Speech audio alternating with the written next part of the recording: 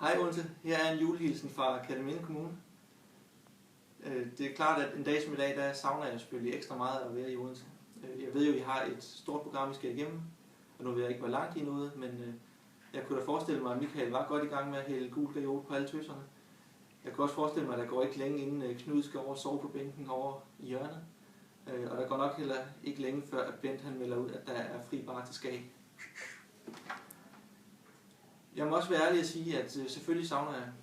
Og når jeg skal helt ind til benet, så kan jeg også sige, at når man ser bort fra de spændende opgaver, den enormt store løncheck, de nye gode kolleger, og det faktum, at man nu bliver anerkendt og påskyndet for det arbejde, man gør, ja, hvis man ser bort fra alle de ting, så har jeg jo ikke vundet noget ved at flytte til Kerteminde Kommune.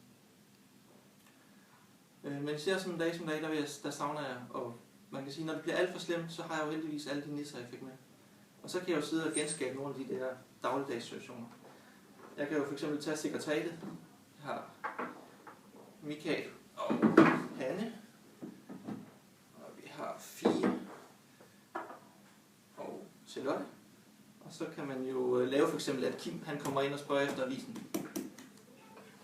Og vi kan sige, at der har været taget. Jeg kan jo selvfølgelig også lave chefmøde i stedet for. De sidder rundt om bordet her.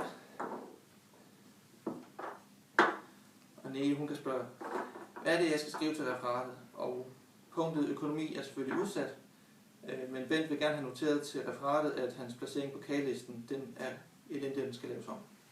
Peter, hvordan er det lige med dagsordenen til der skoleledning? Har du det ikke klar? Jeg sidder lige og laver det der med reformen, den der reform, der kommer. Hvad er det der for noget? Ej, men den du fik alene. Peter, nu skal du altså have klippet den der navlestreng over til Odense. Det der er noget pjat at sidde med alt det der.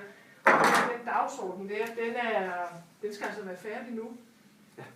Ved du godt, vi har sådan noget prescriber, du kan få psykologhjælp og sådan noget til at tage den der navlestreng over der.